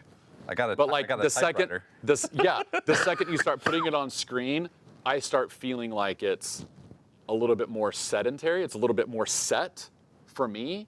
It's like, oh, well, now I've got to go back and highlight it and delete it. Whereas before it's just like cross, Because this is just shit. cross, as I'm going. cross. Shit. Here's a few little practical things. For one, if you are on a computer, sit at a desk. Don't like write on a couch on your little fucking, you kids and your goddamn tablets and like I'm a kid. have a keyboard. Have a grown ass keyboard that you can type on well. Be an adult. Put on a tie. Old man Rothfuss is here, shouting at clouds on his lawn. If I'm wearing a tie right now, we wouldn't know. The beard is just like Beard tie. beard tie. But like, first off, if you can get a computer that's not on the internet, you should do that. oh. Yeah. And Does you it still should. have Minesweeper? I just turn Wi-Fi off. That's my big. I'm just like click the Wi-Fi off, write for 2 hours. You can have a deck of cards for solitaire if you really need. You should turn off the thing that underlines your words, especially for grammar. Oh, that's so You smart. gotta turn that off because Never even that's, thought of that. fucking worry about that. If you're writing, and this will happen to me, I'm like, da da da da da. Oh, what would this place be named? Don't stop. Put a little row of dashes. Come up with a name later. I'll type in name in all caps. N-A-M-E, all caps, moving on. And sometimes I'll be writing and I'm like, oh, what do I insert etymologically correct cultural curse here? Nice. You know, because I'll need to sit down, I'll need to put my head down and figure that shit out and look at my notes. But you don't, that's not part of the drafting process. You just gotta That's gonna trip you up. Get that block. I love that analogy. You gotta get that block and then revise it. Yes. Yeah. Achievement unlocked. I have a wonderful app I use on occasion called the Hanks Writer. What is that? It's a series, and like you can do it with traditional, but it's like a no frills typewriter program. Just show that off for camera if, Yeah. if there's nothing proprietary there. It's just Nice. and they actually have, if you like the sounds too, it actually has The they sound. have like 7 different classic typewriters and the correct sound for us. So like you can Taliesin really, is literally on a couch with his goddamn tablet. yeah. Well, no, but I like prop it up and I have a proper keyboard for it, and Nice. I have an actual typewriter at home as well. Here's what I really am getting at with that. For me, I write in a. I am in the habit. I grew up typing on an old Model M IBM keyboard. Most of you would recognize it as a clicky keyboard. If anyone tunes into like when I live stream, by the way, I'm on Twitch. Those of you. I pop who are- in every now and then. where can they find you on Twitch, by the way? That's a great question. Am I just By the end of Patrick the Rothfuss show. on Twitch? I think you are, because I've got you on my save file. I Okay. occasionally watch like. Chat, if you know the answer to that, let us know so we Help can each other out. say that. Thank you. And sometimes I will do a writing stream, which is I just point the camera at my coffee mug and I will type, and everybody gets to hear my clicky keyboard. I do that because I love my clicky keyboard because it's natural for me. It's what I've always written on. Like I got big hands and a little keyboard like that. I'm like, Yeah. Yeah. It's so slow, it's so awkward, so clumsy. So if you're great at swipe typing, great. Peter Brett wrote The Warded Man on his phone on the subway. Oh my gosh. So like, Oh my God. if that's what comes naturally to you, fine. But if you're starting to build your style or build your work habits, think to yourself, do I want to thumb type 4 words a minute into a phone or thump around on a little like gummy awful keyboard? All these laptop keyboards are awful. Or do I want a beautiful, full-size, like kind of a nice workspace, you know, where you bombs dropping. where you can maybe type 30 or 40 words a minute. It's just the practicality of it. It seems, but again, other people really effectively use laptops, but to me, it seems just abhorrent. What you said is you do what works for you. So the key is to set yourself up to succeed, or with habits that you think will serve you. Right. Yeah. And so if you're already a laptopper, if you're already a swiper, that's great. But if you're just starting out, maybe think, you know, it's the other reason, like, don't start off by like thinking, I need to drink a glass of gin before I write. That's not a good habit to build. Instead, but like cup of coffee, sure. You know? No, I tried the alcohol for a while and it made me sleepy and I didn't get anything done. Yeah. This was before I came Oh, here, that's but pretty. Are you showing us It is typewriter? I have a nice little IBM Electric. that I Ooh. love dearly. Yeah. For the chat. Oh yeah, for the chat. I've gotten into, since I've started my full-time job here, I've gotten into the practice of I'm up at 6, I'm It's at beautiful. my computer by 7, and I type until 10. And Wow. like almost without fail, at least 3 or 4 times a week. It's because it's like, how am I? And like I finally came to the realization of, oh, I can't think that this is a screenplay or a TV show or anything else that I'm going to sell. I can't think of it in those terms. This is not a draft that I'm going to sell. No one is ever going to buy this.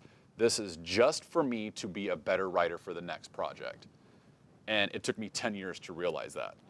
I think that's really smart. It's something that I've been struggling with myself because, excuse me, Bless you. I worked for Name of the Wind for 14 years, and I would blow off friends, and I would skip, my friends would be like, hey, come out to a movie, and I would blow them off to like stay home. I'd miss classes, I'd miss work, I'd miss sleep. And then suddenly, I'm published, and everyone wants book 2. And I'm like, it's hard now. Mm-hmm. Now it's hard. But like, what happened?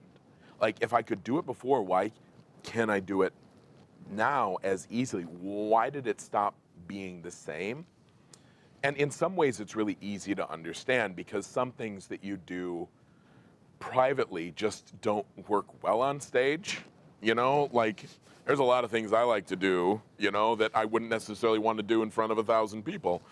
Let's discuss the terms of service. But what it came down to is that before, writing was sort of like almost an act of rebellion for me. And then I had a contract.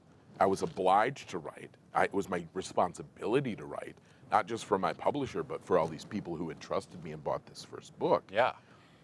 And so it really did my head in. And so you thinking, no one's going to read this. Figuring out the way in your own head, that the way you can trick yourself, it's such an important part of the process. And I am sort of coming back around to it. The reason I'm working with Nate on this comic long before we're going to kickstart it, is because the longer we do it just ourselves, it's like, it's just for me. I don't owe this to anyone.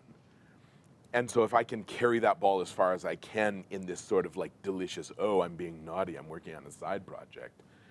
And then it is fast and it's better and it's fun and it's good.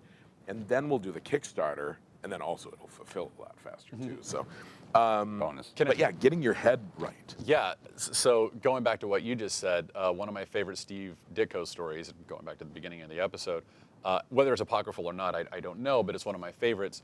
You know, he had a completely different philosophy on politics and social issues and everything else than Stan Lee did. Really? But Stan Lee was the one filling in the word balloons and making the characters say the things that they said. So he's turning in drafts where he's saying Spider-Man is swinging over a crowd of college kids saying, come on, you dirty hippies, get a job. And that was Steve Ditko saying that. Wow. And then Stan Lee would fill in the bubble like, that's right, kids, give them hell. Like, and it's just like, and Steve is like, well, that's not what I was thinking. So but Doctor Strange was one of his favorite characters to draw. It was his creation, very much so, almost solely his.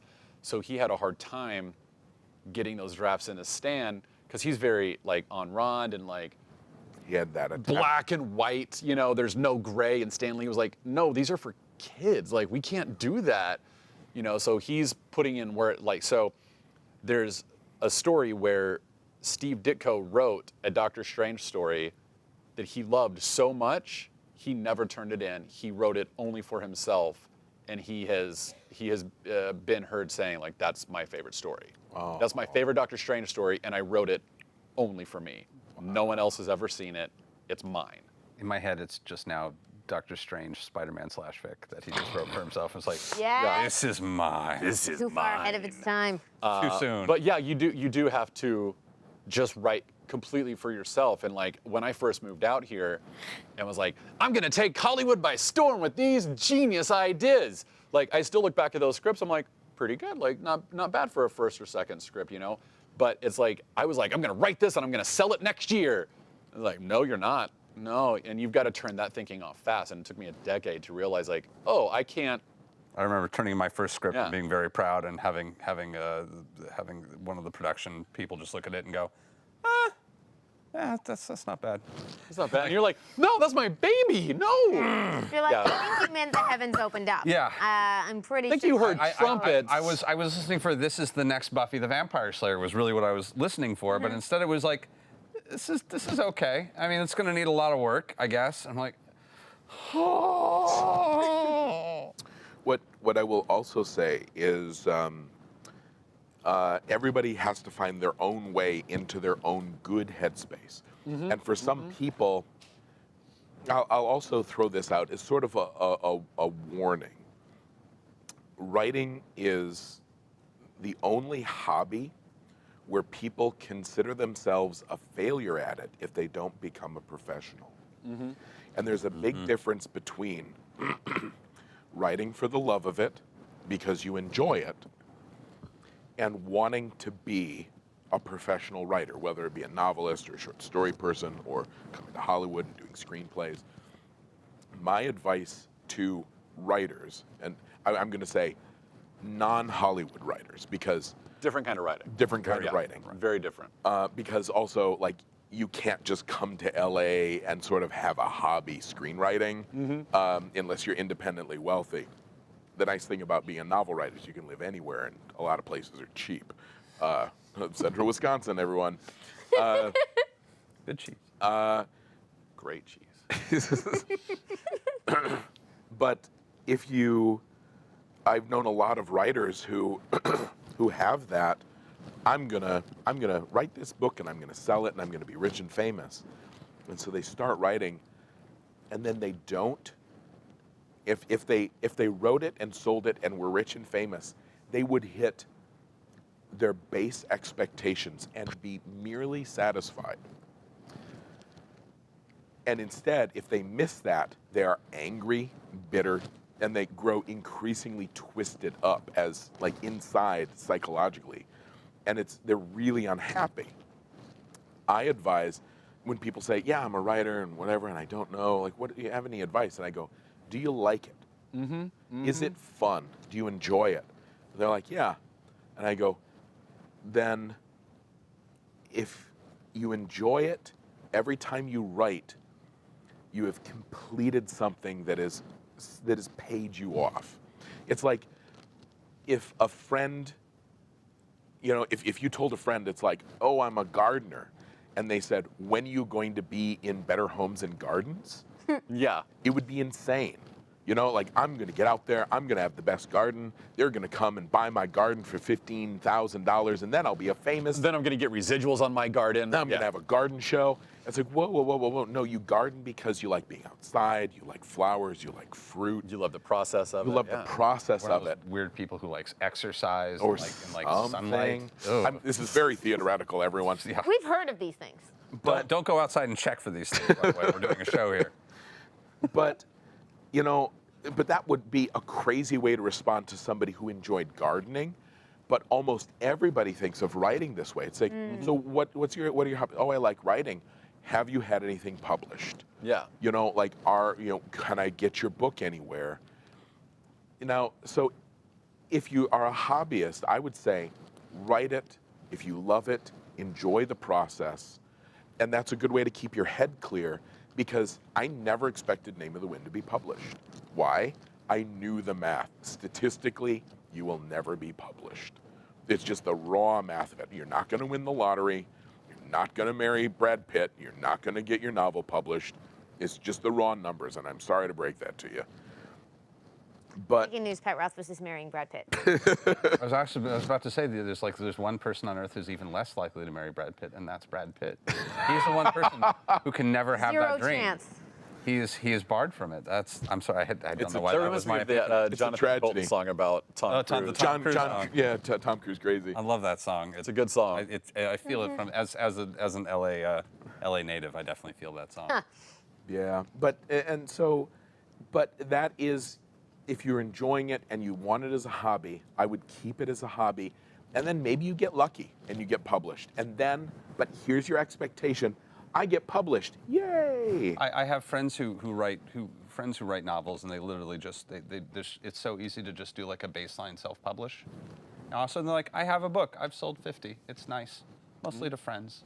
It's pleasing. There they're you go. And they're totally okay with. And they're okay with If I it. have a friend who wants to see my book, they can download it and then either mock me or be irritated by me now. So. Yep. Now, if you want to pursue writing as a career path, you can choose a different set of options, but don't confuse hobby or like what you want to do as your day job. That's very different mindsets. You know what happened for me, and like, again, my lovely wife Brittany, drink your water, stay hydrated. Yep. Okay, fine. Help me realize this. I was taking a screenwriting class down in Santa Monica, met this commercial director who thought I was really funny in the class and had some good insights on screenwriting. He's like, have you ever written a commercial treatment? And I was like, honestly, don't even know what that is. He's like, come by my office tomorrow. Turns out he's one of the like top 20 comedy commercial directors in the entire world. I've just never heard of his name because he's a commercial director, but every ad agency in town is like, you work for that guy?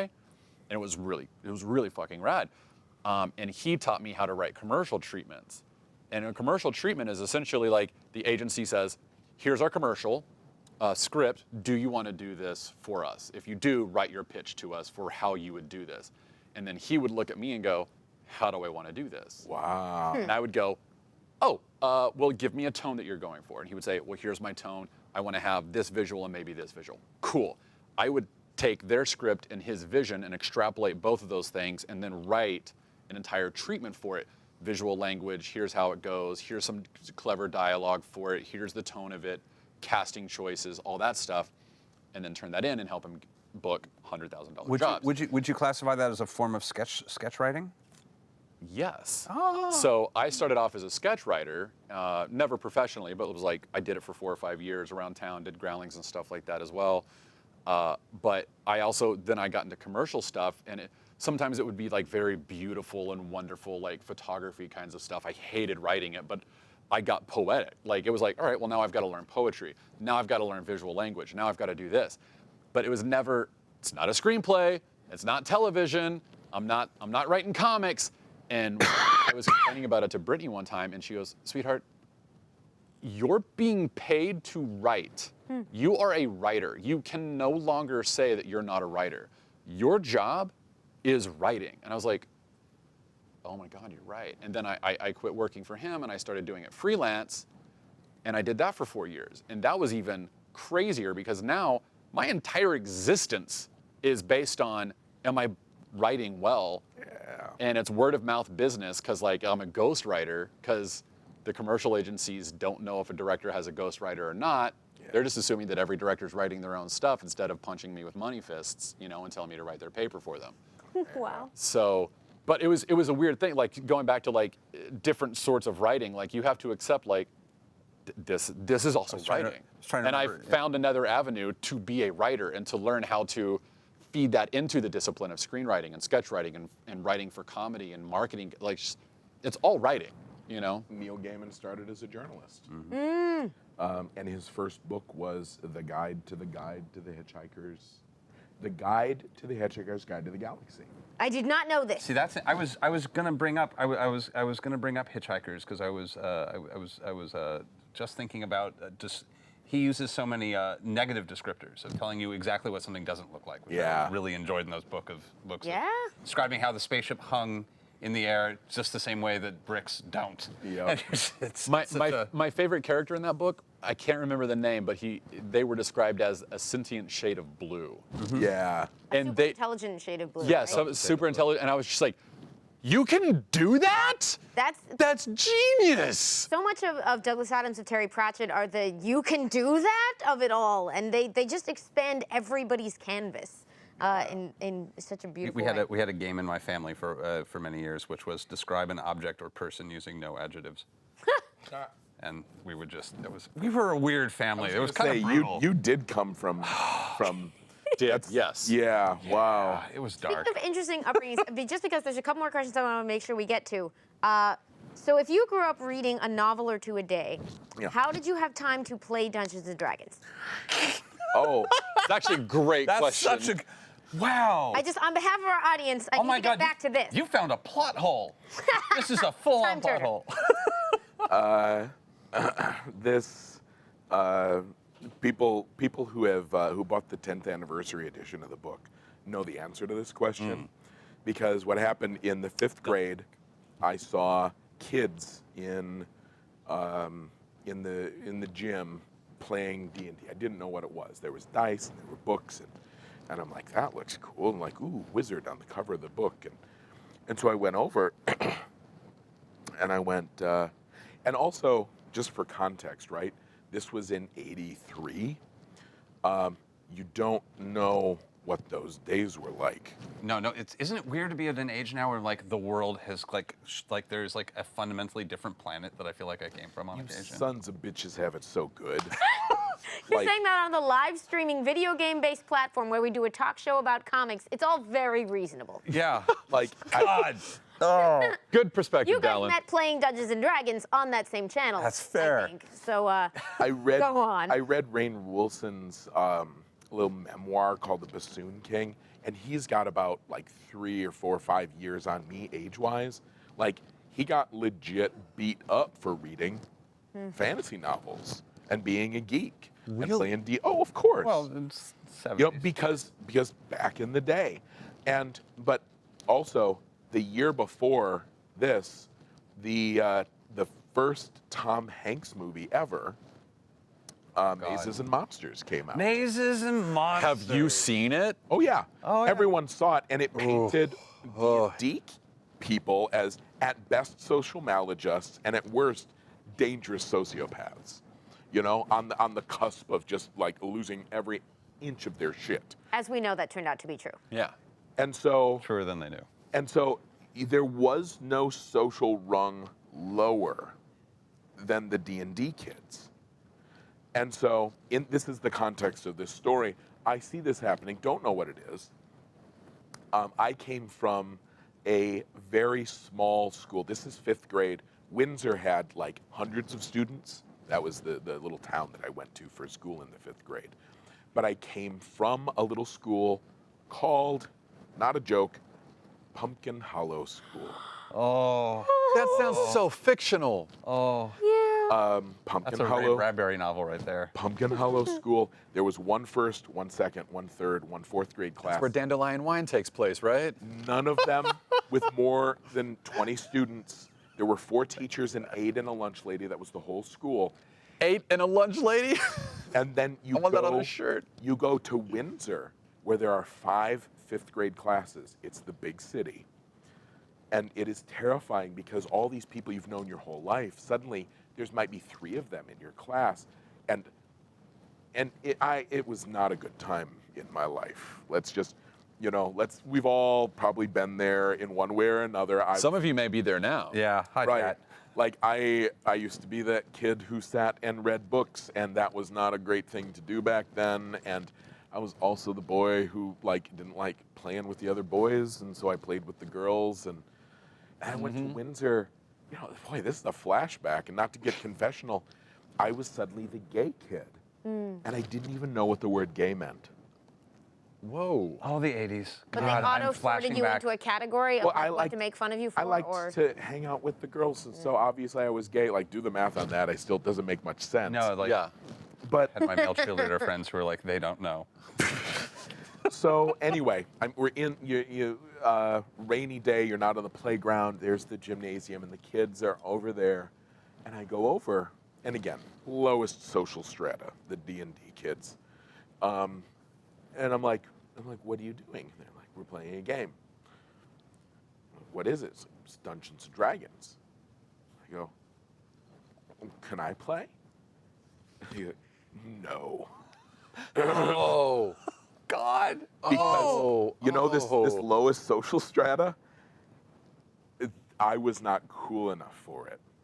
I was down here. And so Well, you showed them. I ended up I got some D&D books and I read them, and I sort of and I'm like, I can kind of go on an adventure by myself. It's not a euphemism.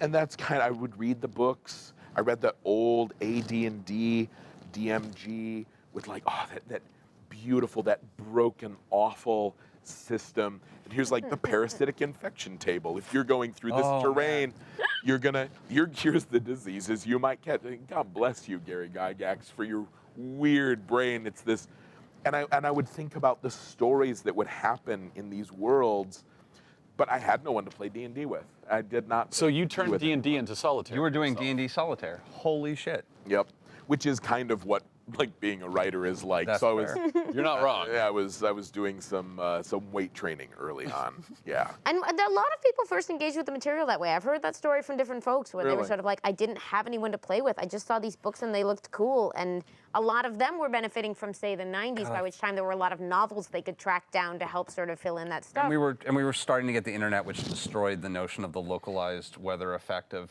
social strata in school. It's hard for. Should have destroyed it faster. I was in that transition period. Yeah, no, Thanks. you were but I definitely remember the moment of going your whole life was the 15 people you saw every day, and that was it, and how that, good or bad both, that kind of destroyed a whole bunch of hierarchy that just. Yeah. It sounds archaic now to say it, but I'm just remembering that those weird hierarchies and how rigid they were, and every time I go to a high school since, it's everything's all mishmash. I don't understand how any of this works anymore. My school has a D&D club. Yes. The Forest has a D&D club, and then they reach out to me. so They're like, cool. "Want to come to our game club?" And I'm like, "Your game club?" It's me and 3 other friends would play D&D, and one of them did it on the sly because he also was in a band and he was one of the cool kids. But he was he really That's such a TV character. He liked playing D&D with us too, and he was one of my best friends. And I'm overstating it a little bit. He wasn't I can't be seen in public with you guys, but it's But he was code switching. Yeah, like a well, lot of. I mean, we all have that friend. He was seeing you on the side. well, Yeah. a little yeah. We were his side piece, and Oh, We had that kid. but also my dad, me and Steve and Ryan would get together and play D&D. And I remember my dad saying to me once, he goes, when I was your age, I liked going to parties and spending time with girls. And I'm like, yeah, that sounds great, but they don't seem that interested in spending time with me. Whereas if I get together with Steve and Ryan, like, I get to fight a dragon tonight. You know? Oh my God. But he was just baffled. But he was not disapproving. He just didn't get it. And he's like, well, you seem happy. Go with God, And so I played D&D all the time with my friends. And How did you find those kids to D&D with? That wasn't until high school. I met him. He liked Star Trek. And so like we would get together and kind of watch movies and hang out. And then, various games of various sorts, Battletech. We started first edition Vampire the Masquerade. Because that first book, when it first came out, I was there at the beginning, folks. That poor broken system. Somewhere I still have my little Ankh on a chain. Oh, yeah? A ridiculous Ankh on a chain. I've got a couple friends with their tattoos from their, what is it, a tribe? I can't remember. I've never played. Clan. Clan, It's thank called a you. Well, I knew tribe wasn't Yes, right. clan. Hold on, I'm gonna guess your clan. You gotta guess mine. Your preferred. I have two preferred, but one I was actually Prince of Los Angeles with. So see if you can. Well, Toreador. Oh, bless you, but no. Oh, really? Yeah, I love playing Tremere, but I also I was the Malkavian Prince of Los Angeles. Give me that. Bam! Malkavian. Yeah. Homebrew rules to make Malkavians more effective, no less. We had a thing where we would give you a secret about the game. Well, we did a couple different, this was my favorite one ever, is we had a secret about the game, about something, but you couldn't tell anyone, and you couldn't act on it in any way that the GMs could notice. So, brilliant. so it was, instead of people like acting kooky, it was like,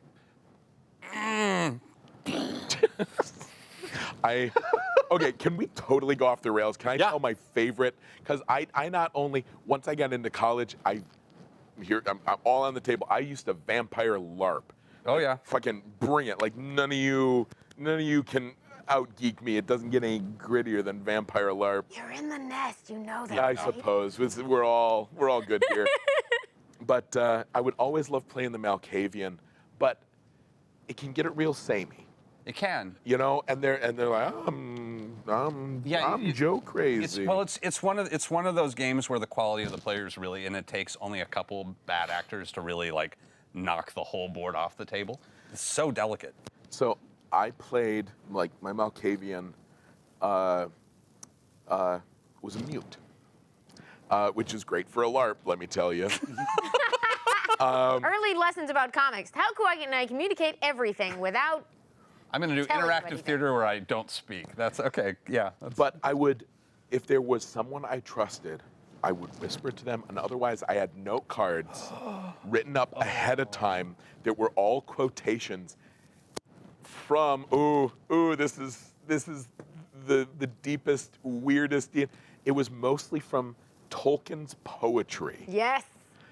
Quotes from that I would, Right. and I would need to like find one that would be appropriate to the situation and give it, because like that's how I would communicate. And I will say, this was my favorite thing I ever did in all these years we played. Is I ended up on, I'm shaming myself. What was the council called? Oh God, it's been too long. I know. I was the head of the Malkavians, and we were in, and it was like big meeting, Oh, God, and like I'm so embarrassed. Isn't it? The Camarilla. Camarilla. Yeah. So we're all, everybody's at the table, and like big shit is happening in the city, and so we're all there, and I am representing my clan, but there's also other people there. We are all at the table, literally sitting at the table. Here's the prince. I'm head of the clan Malkavian, and he's up there talking, and everyone's listening, and this is like, shit is coming to a head. The world is in flames. Like, we are in danger. The monsters at the gates. And I'm sitting there, and I bring out, and I'm like, I go into my pockets, and I bring out a fig Newton, one of those like little individually wrapped fig Newtons, and I'm like, and the person's like, and I'm like, the person on the other side, I'm like, and they're like, and so like, I crinkly open this fig Newton like at the table while everyone's listening to the prince talk, and then I start to eat the fig Newton, but for those of you that don't know, like vampires don't Hey, eat. you walked right into that one too. That was Yeah. nice. Yeah. That's a phrase on our show. Yeah. you hit the drinking game. Well done. Water, drink your water. And so I get the Newton and I'm like, and I spit it up onto the table and it just sits there. And I look at it and I go into my pocket and I bring out a wet nap. And then I like clean the inside of my mouth. And everyone is trying to ignore me during this town meeting that we're having to, like, how do we save ourselves from the encroaching darkness? And afterwards, everyone is like, and, the prince is like, I was gonna have a fucking scene up there. I was gonna say some dramatic shit, and nobody is paying any attention to me at all because you're eating a goddamn fig Newton in the middle of our meeting, and so I was super proud of that. I was super proud That's of what that. the game is all about. That's what the game is all about. It's how to steal thunder. That's Most truly disruptive is the quietest. yeah. My game was Mage for World of Darkness. Oh man, Mage I was, sat in on a lot of vampire games, and had I been a cooler version of myself, would have been a kick-ass Bruja. I was Changeling, and we figured out how to LARP Changeling because that's like every theater kid should play Changeling. It's the best. Was that before Mind's Eye Theater came out? That was after, but they never adapted it for Mind's Eye Theater. We did our own adaptation because a lot of the, I know we're going a little off topic here, a lot of the Changeling power is performative, so it'd be like, in order to actually use a power, because we played a lot in public, we played in Westwood and at the Mormon Temple, long story, Love on it. Overland. They were very nice and very accommodating. It's a beautiful temple. It's a beautiful temple. It's a gorgeous and temple. They enjoyed teenagers enjoying it with, and not messing anything up. Wow. You would actually have to perform a song or dance in front, in Westwood, and so it would be a thing where you would actually have to, and especially for the indoor kids or the theater kids who were just getting out, the idea that you have to go out and start singing in an elevator in front of a bunch of strangers, wearing a ridiculous outfit because you're Fae, so you look like a Henson marionette, and you're just Wow. and it was a great little system. Wow. Owie Fig says Fig Newton power play, amazing. Yeah, no, Yeah. You had your Fig Newton power play. that's a incredible. solid power play. So- Yeah. That is interesting. I just, as we're talking about different mediums, you found a way to take the performative element of that game and make it very literal. You have found a way to introduce performative elements in purely word books, but you're now if you're adapting that into comics, you're even further away from music, but you are now looking down the sort of exciting barrel of adaptation. And do you have any comments on because you're looking sort of in every direction at once right now, which I imagine is a bit splintering. But is it exciting? A little bit. When I was recently talking with my new best friend, Lin-Manuel Miranda. Sorry, I Oh no. No, you're allowed. Critical Role has been texting, and we're poking you about that one. no, he knowing that Lynn is on the team is what, in some ways, made the deal happen, because I don't music, Really? That surprises me. I'll sing. I've got a good voice. I used to be in choir, but I can't read music. I never actually even used to listen to music because I would hang out with my friends and we'd play poker on Saturday, but it was all their music until a friend said to me, maybe my sister listens to this, maybe you would like it. And it was Simon and Garfunkel. And so I'm and he was right. I did Ballad like ears. it. I went home and I said to my mom, Mom, you'll never guess what I found. And my mom was like, oh, sweet summer child. Took me into the basement, showed me all her vinyl, and then I listened to all that Simon Garfunkel and Man of La Mancha, the original cast recording. Nice. And that was my introduction to music at about 16 or 17. I had never sought out and listened to music before that. So, but seeing what Lynn does, Lynn is a unicorn. And now it's still hard for me to believe that he really digs my stuff, but he'll send me little songs. He was like, I was noodling around here's like, what do you think of this? And I'm like, he's taken some lyrics that I made up in my book and he turned it in. He's like, couldn't sleep, baby kept me up. What do you think of this? And I'm like, I think it's really great. You know, like, thank you. Like, Want to come over and hang out? Want to come into my tree fort and we'll eat some fig Newtons now. It's a fig Newton is forever tarnished now, but We can spit out. We can spit out fig Newtons together. but no, like seeing him being in this space and working with like the TV and the movie stuff, it's neat. And speaking of like, you know, the iterative nature, everyone's been saying to me forever, it's like, oh, Hollywood, these scripts, they're so iterative. There's all this revision. Because like for me, it's like I never let anything out of my hands until it's perfect. Mm-hmm. And they're like, no, that's not how this works. And I'm like, it is. I know that's the basis of my success is obsession and perfection. And they're like, please, Welcome to the mess. please trust us, Pat. And I'm like, I can see how this will go wrong. And they're like, but we have to get a draft so we can make it better. And I'm like, this is madness. But they're right. And I'm slowly learning. It's the same 400 drafts, but they have to come with you on each one, which But must I'm be... not doing all of them, and so it feels weird.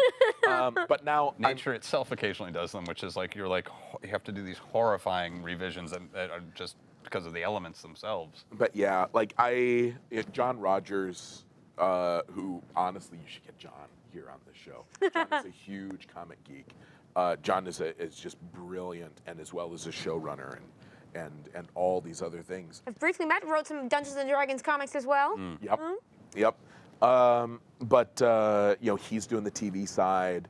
Raimi has come in, and Raimi is just like an incredibly sweet guy. Also deep in the comics. Sam Raimi? Sam Raimi's our director. Yeah, broke that.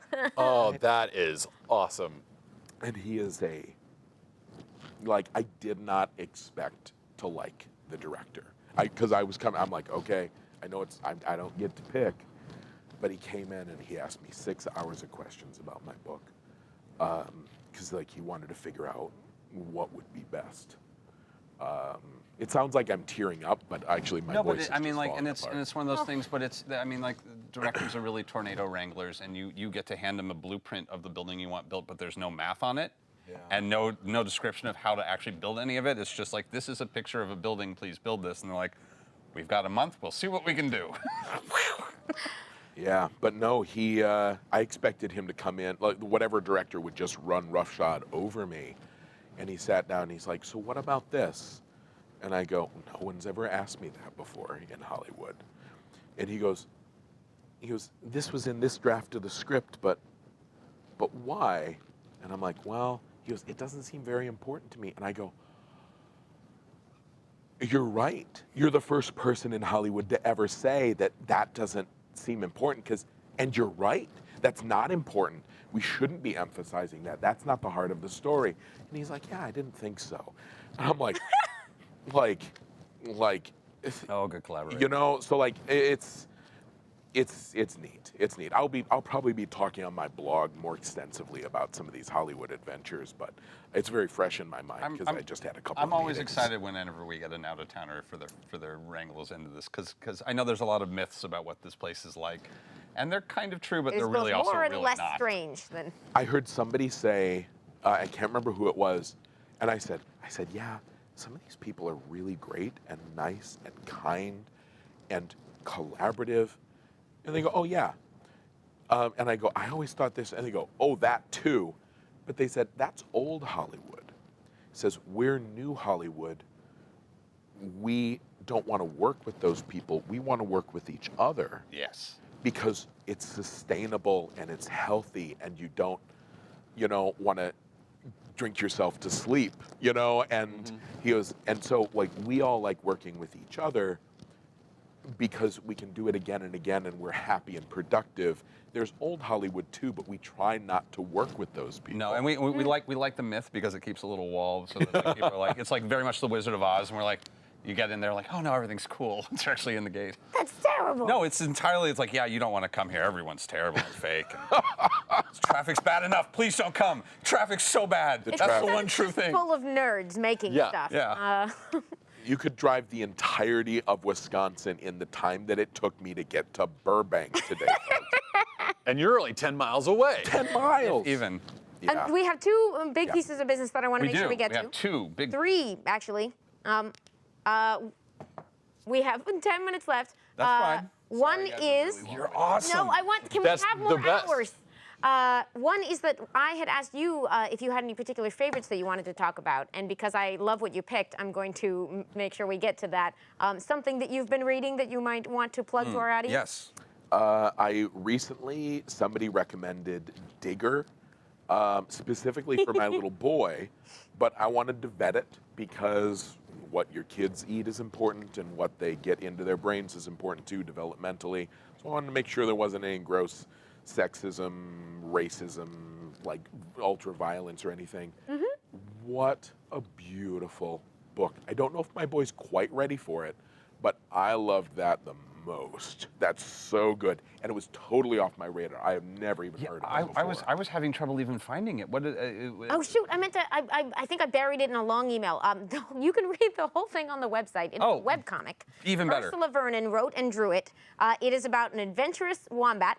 Oh my God. Aww. She's the best. This is specifically for the people who watch Shield of Tomorrow, the Star Trek show that we do.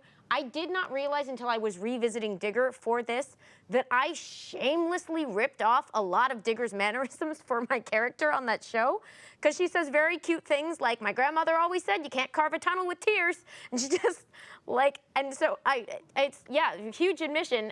Turns out, sorry Ursula, your work was very influential on me to a larger extent than I realized. Personally, I would say go out and buy that big brick of a book. It's beautiful, and the experience of like reading something, being able to take it around with you. Sure, you could get it on the web. You will want to reward the artist who gave it to you, as well as the people who were brave enough to put it into print. Yes. Because like, let's help those people make some. It is a black and white adventure comic about mythology and a wombat, and somebody needed to take a chance on that, and it is it's won a Hugo Award. What do you so feel there's is the that. starting age in your like vaguely? Oh God. There's Ganesh. I love a good my Ganesh. boy hasn't read it yet, but I got to that point in the book, and I go, oh, this is Ganesh, and so we talked about Ganesh, and we talked about I'm a big how Ganesh fan. he is the overcomer of obstacles, and this is what different people think gods are in different cultures. And I think it's so hard to judge because my boy is so bookish. He's been reading chapter books for ages, but he's been reading his own novels since he was 6. Oh Lord. Oh. But he is very gentle and kind, and we've kept him away from a lot of violence. And there is some violence in this and some spooky stuff. So 10, I would say very easy. Okay. If they've watched all the Harry Potter movies, if they've read the Harry Potter books, they can read this comic. It's reminiscent of Bone in some ways. And honestly, in my opinion, of equal quality to Bone, which is not something I say lightly. That is not a light. That is. We have to rapidly And now, running out of time. Next order of business, we have a 5-minute topic. Do we have a winning We topic? do. The winning topic comes from Hopeful Ninja. The question is, what comic character would be the best dungeon master?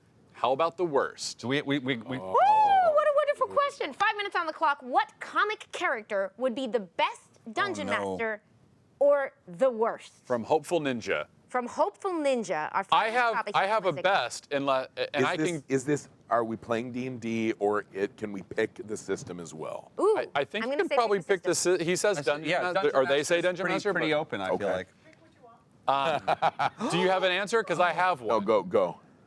Morpheus. Mother, yeah. He, Yeah. No. he creates the worlds. He lives by a very he knows the rules.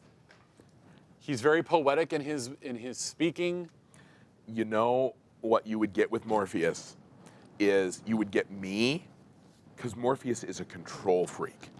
And so he not make it's like, if you want to experience the story I think your character should want, come to me. But as soon as you go off the rails, it's like I will be angry and You are wrong. punished. So I would say worst cartoon DM, me. I had a weird epiphany. I love the idea of taking a game that like is like the same way that Dungeons and Dragons is mythologically disconnected to the real world, and applying a game similar to that to somebody who would have that same disconnect. I would like Thor to Dungeon Master Shadowrun.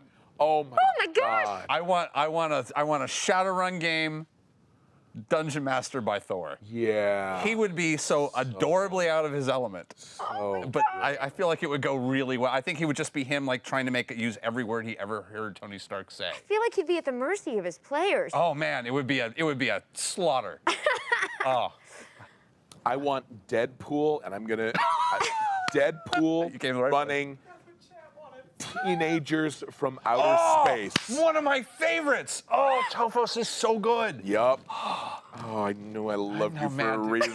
For those of you who don't know, Tophos it was like an 80s anime like simulator is like the best way to do it. To explain it, like Tenshimoyo Uruseyatsura vibe. It's so good. Okay.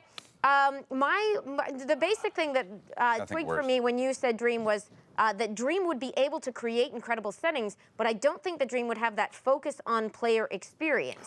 So what you need is either one of the, possibly, but what you need is either someone who leans more into, I have two picks, someone who leans into the showmanship or someone who leans into whether everyone is having a good time, which is why I would say play with either Zatanna or Jean Grey. She knows so much. Interesting. Because Jean Grey's got that den mother thing. Jean Grey can manage your emotions, and if she and Emma teamed up to sort of break your feelings, that would be amazing. Ooh, I have another good one. I don't know if I want to play with telepaths. Read your mind. That would that be is so brilliant. That is. Brilliant. I don't know if I would like that or not. No. Well, it's like because the GM already occupies such a huge position of trust. It would just double down on that.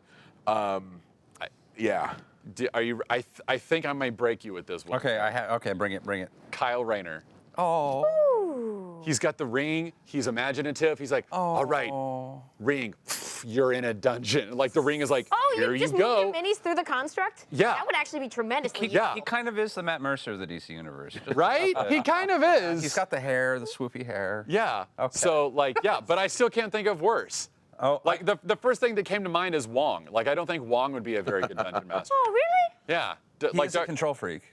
Yeah, like he's control, and I don't see him as having imagination for some reason. Or he'd just be like, I do not understand the point of this. I don't. This is dumb and childish. I'm out. Like I can think of a bunch of bad ones, but the thing is, you need to be good enough to do it. Like Hulk would be a bad DM because he couldn't do it. Yeah. Like Tony Stark would like roll his eyes through it and wouldn't do it, but you need to want to do it, but be shit. Oh, Victor Von Doom paranoia. Oh, Jesus. I'm on roll tonight. Oh my I God. know, think about it. Right.